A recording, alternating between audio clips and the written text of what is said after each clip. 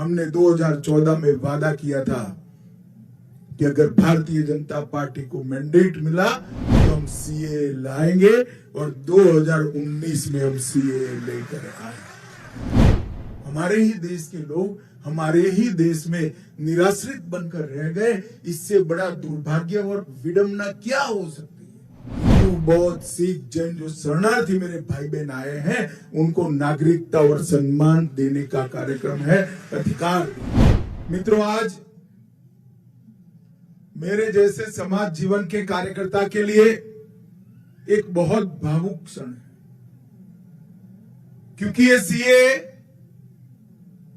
सिर्फ देश के लाखों लोगों को, देश में बस रहे लाखों लोगों को नागरिकता देने का कार्यक्रम नहीं है।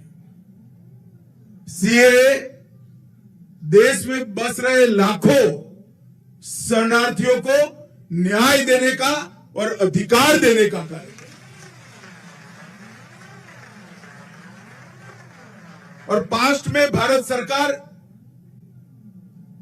जो कांग्रेस पार्टी और इनके साथियों ने चलाई, इनकी तुष्टीकरण की नीति के कारण सन 47 से लेकर 2014 तक जो लोग देश की शरण में आए उनको अधिकार नहीं मिला, इनको न्याय नहीं मिला।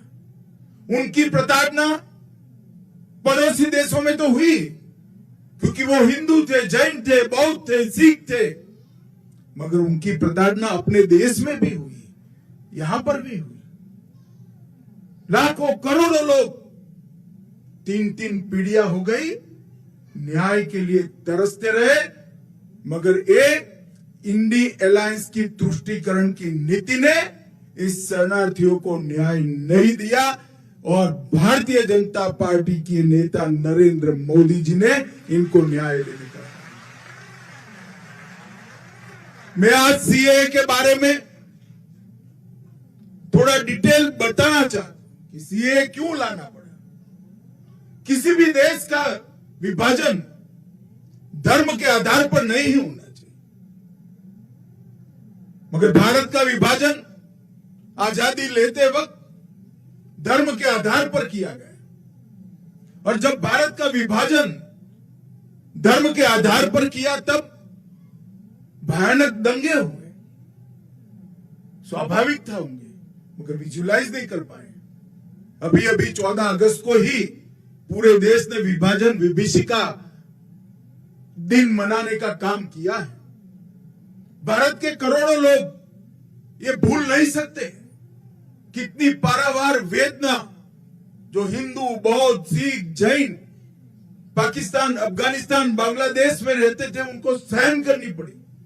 हम नहीं भूल सकते। परिवार के परिवार उजड़ गए, करोड़ोंपति, अरबोंपति हमारे गांधीधाम में रोड पर आकर सब्जी बेचने के लिए मजबूर हो गए। इससे ज्यादा अत्याचार पूरे दुनिया में कहीं नहीं। और उस वक्त विभाजन का फैसला तो किया, मगर जब ये परिणाम आने लगे, कांग्रेस के सभी नेताओं ने वादा किया था कि पड़ोसी देशों से जो शरणार्थी आते हैं, हिंदू आते हैं, बौद्ध आते हैं, सिख आते हैं, जैन आते हैं, उनको नागरिकता दी जाएगी। आपको भारत अपने यहां स्वागत करेगा। करना भी चाहिए था। बड़ा उचित निर्णय कांग्रेस के नेताओं ने लिया था, मगर जैसे जैसे चुनाव आया वो निर्णय से मुकरते गए। सन 47 में किया हुआ वादा, 48 में किया हुआ वादा, 50 में किया हुआ वादा, जवाहरलाल नेहरू ने किया हुआ वादा, महात्मा गांधी का आह्वान, वो सब भुला दिया गया। क्यों? क्योंकि उनको लगा कि इनको नागरिकता देंगे तो हमारी वोट बैंक नाराज हो जाएगी और तुष्टीकरण के कारण ये लाखों करोड़ों लोगों को नागरिकता से वंचित रहना पड़ा। इससे बड़ा कोई पाप नहीं हो सकता, इससे बड़ा कोई पाप नहीं। वो वहां से भाग कर आए, प्रताड़ना झेल कर आए, अपना परिवार कई लोगों ने गंवाया, कई माताओं बहनों के साथ अत्याचार किए गए, करोड़ों की संपत्ति छोड़कर आए और यहां आए, यहां उनको नागरिकता भी नहीं दी। 47 से मोदी जी प्रधानमंत्री बने तब तक 47 से 19 और 19 से 24 ये यात्रा इस देश का इतिहास हमेशा याद रखेगा। मैं आज इस मंच से जिन जिन लोगों ने सरकारें चलाई उनको पूछना चाहता हूं, क्या दोष था इन लोगों का जो अपनी बहन बेटियों को बचाने के लिए आए, अपनी संपत्ति को, अपने धर्म को, अपने सम्मान को बचाने के लिए आए, वो क्यों भारत के नागरिक नहीं बन सकते? एक और तो सीमा से आपने घुसपैठ कराई, करोड़ों घुसपैठियों को आने दिया, अवैध रूप से उनको नागरिक बना दिए, और जो कानून को मानते हैं, आपको एप्लीकेशन की, उनको कहते हैं कानून में इसकी जगह नहीं है। कानून लोगों के लिए होता है, कानून के लिए लोग नहीं होते हैं। हमने 2014 में वादा किया था कि अगर भारतीय जनता पार्टी को मैंडेट मिला तो हम सीए लाएंगे, और 2019 में हम सीए लेकर आए। और करोड़ों हिंदू, करोड़ों जैन, बौद्ध, सिख जिनको न्याय नहीं मिला था, उनको न्याय देने की शुरुआत हुई। मैं आज इस मंच से स्पष्टता से कहना चाहता हूं, मैं काफी समय चुप रहा हूं। ये कानून पारित हुआ था 19 में। 19 में कानून पारित होने के बाद भी सबको भड़काया गया कि इससे मुसलमानों को अन्याय होगा, मुसलमानों की नागरिकता चली जाएगी। मैं आज फिर से स्पष्ट करना चाहता हूं मेरे मुस्लिम भाइयों बहनों के लिए, ये कानून में किसी की नागरिकता लेने की कोई प्रोविजन नहीं है। ये कानून नागरिकता देने का कानून है। अभी हमने दी, इनके चेहरे देखिए, हमारे ही देश के लोग हमारे ही देश में निराश्रित बनकर रह गए। इससे बड़ा दुर्भाग्य और विडंबना क्या हो सकती है? इतने सालों तक ये तुष्टीकरण की नीति के कारण ये नहीं हो पाया था। नरेंद्र मोदी जी ने 19 में कानून लाने का फैसला दिया, और मुझे संसद में वो कानून को पारित करने के लिए रखने का सौभाग्य। 19 में कानून पारित होते हुए भी आज 188 परिवार यहां खुशहाल खड़े हैं। क्यों नहीं मिला भाई 19 से 24? आपको देश में दंगे कराए गए, अल्पसंख्यकों को भड़काया गया। और मैं आज स्पष्टता के साथ कहना चाहता हूं, ये अफवाहें फैलाई गई थी सीए की कानून से किसी की नागरिकता नहीं जाती। हिंदू, बौद्ध, सिख, जैन जो शरणार्थी मेरे भाई बहन आए हैं, उनको नागरिकता और सम्मान देने का कार्यक्रम है, अधिकार। और आज भी कुछ राज्य सरकारें हैं जो लोगों को गुमराह कर रही।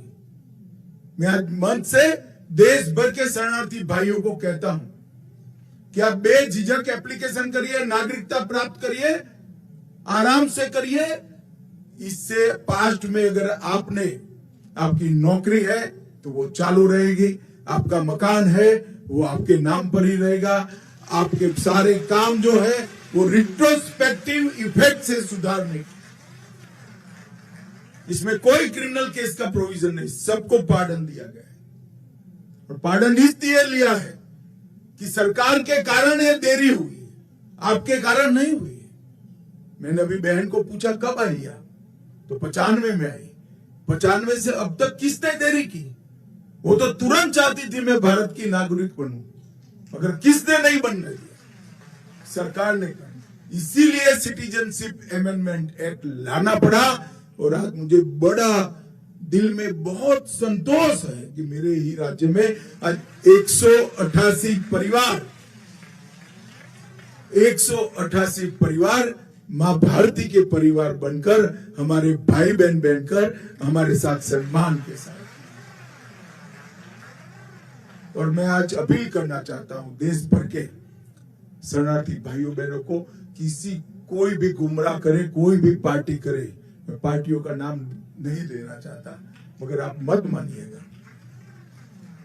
ये कानून आपको न्याय देने के लिए है। आपके साथ जो अत्याचार हुए हैं इसकी क्षमा के साथ परिमार्जन के लिए आपको सम्मान देने का कानून है।